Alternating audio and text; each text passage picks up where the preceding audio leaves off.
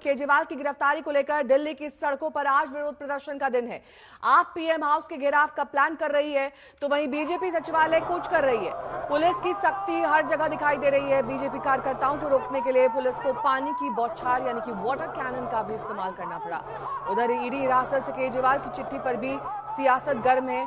BJP ने LG से शिकायत की तो वहीं बीजेपी कार्यकर्ता सड़क पर केजरीवाल के इस्तीफे की मांग पर अड़ गए हैं।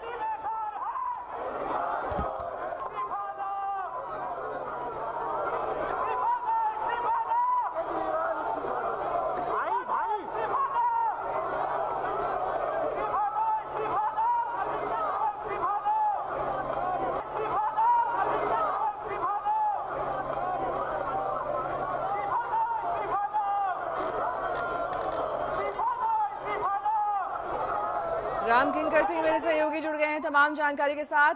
राम किंकर, जिस बात की उम्मीद की जा रही थी ठीक वैसा ही यहाँ पर सड़क पर प्रदर्शन दिखाई दे रहा है। बड़ी संख्या में आपके कार्यकर्ता पहुंचे हुए हैं, इधर बीजेपी के कार्यकर्ता पहुंचे हैं और एक तरीके से देखा जाए तो पुलिस और प्रशासन पस्त हो रहा है दिल्ली में अमन और चैन बनाए रखने के लिए। बिल्कुल 1 घंटे का वक्त हो चुका है। जो आईटीओ से दिल्ली गेट का रास्ता है पूरी तरह से बंद है, दोनों तरफ बैरिकेड है। और आप देखेंगे कि अभी जो ताजा अपडेट यही है कि बीजेपी के तमाम प्रदर्शनकारियों पर पहले पानी की बौछारें छोड़ी गई और आप सभी सीधे तस्वीरों में देख सकते हैं लाइव कि किस तरह से बीजेपी के जो कार्यकर्ता नेता अध्यक्ष खुद वीरेंद्र सचदेवा उनको पुलिस ने डिटेन कर लिया है और यहाँ पर पैरामिलिट्री फोर्सेस जवानों के साथ इनको वापस दूर कहीं पर ले जाया जाएगा। और साफ तौर पर है कब तक जब तक सत्ती नहीं छूटेगी तब तक नहीं चलेगी। कहते हैं जेल से सरकार चलाएगी। जब तक केजरीवाल अपना इस्तीफा नहीं देता तब तक ये अच्छा ऐसे चलता है।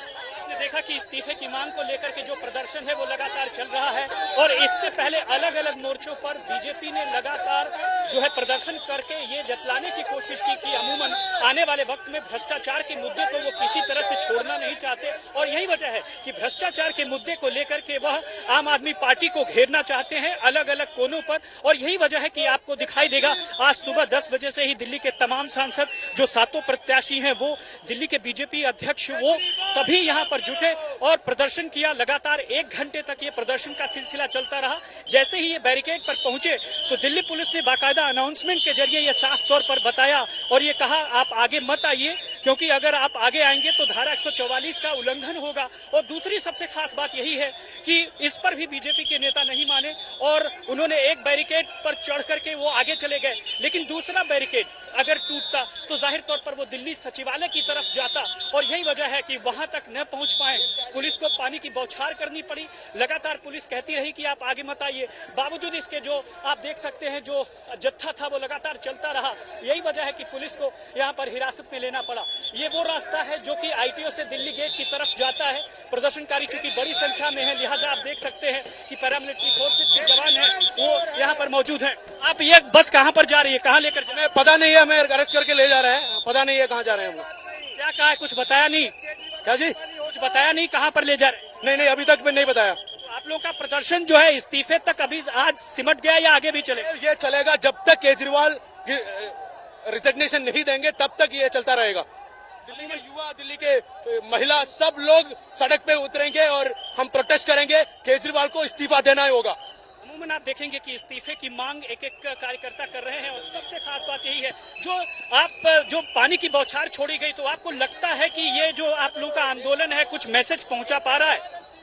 देखिए, पानी आए, तूफान आए या आग के गोले बरसे, भारतीय जनता पार्टी के साथ में दिल्ली का जनमानस जुड़ चुका है और भ्रष्ट केजरीवाल का इस्तीफा मांग रहा है। जब तक इस्तीफा नहीं देंगे ये सरकार गिर नहीं जाएगी, तब तक हम घर पे नहीं बैठने वाले। आप लोग पूर्व मेयर रहे हैं लेकिन साफ तौर पर यह दिखाता है कि अमूमन एक एक करके दिल्ली के मुख्यमंत्री को पानी की चिंता सता रही है और स्वास्थ्य की चिंता दिल्ली के लोगों की सता रही है। ना लोगों को स्वास्थ्य मिल रहा है, ना पानी मिल रहा है। जब बाहर थे तब कोई क्यों चिंता नहीं करी पानी की। आज इमोशनल चिट्ठी लिख करके दिल्ली को गुमराह करने का काम करते हैं। वही दिल्ली की जनता पिछले 8 सालों से सड़ा हुआ पानी पी रही है। मैं कहूंगा कि तस्वीरें आप जरूर दिखाते रहिए कि किस तरह से जो प्रदर्शनकारी हैं उनको ले जाने का काम यहाँ पर किया जा रहा है। और सबसे खास बात यही है कि जिस तरह से एक एक करके नोट बाहर आ रहा है, कभी जल के मसले पर, कभी स्वास्थ्य के मसले पर, बीजेपी इसको लेकर भी आक्रोशित है कि आखिर कैसे ये संभव है कि जेल से कुछ कहा जा सकता है। और यही वजह है कि बीजेपी के नेताओं ने इस बाबत एलजी को शिकायत भी की है। और चूंकि साफ है कि चुनाव का वक्त है और ऐसे वक्त में किसी भी तरह के सियासी स्पेस में बढ़त बना करके अगर दबाव बनाया जाए तो साफ तौर पर ये तरकीब जो है कारगर रहती है। और इसी के मद्देनजर आप देखेंगे कि जो बीजेपी के कार्यकर्ता यहाँ पर पहुंचे हैं, न केवल पानी की बौछार की गई बल्कि अब उन्हें डिटेन करके यहाँ से कहीं दूर ले जाया जा रहा है। तो साफ तौर पर यह दिखाता है कि जो अलग अलग उम्मीदवारों हैं उन्होंने अपने मंच से लगातार जो है भाषण किया, लगातार दिल्ली सरकार के खिलाफ बातें कही और अलग अलग मोर्चों पर, चाहे वो स्वास्थ्य का मसला हो, पानी का सीवर का मसला हो, वहां पर घेरा। मनोज तिवारी ने तो इतना तक कह दिया कि जब भी वो अपने संसदीय क्षेत्र में जाते हैं तो उनका दावा है कि उनसे पूछा जाता है कि सीवर और पानी की समस्याएं काफी ज्यादा बढ़त बनाए हुए हैं।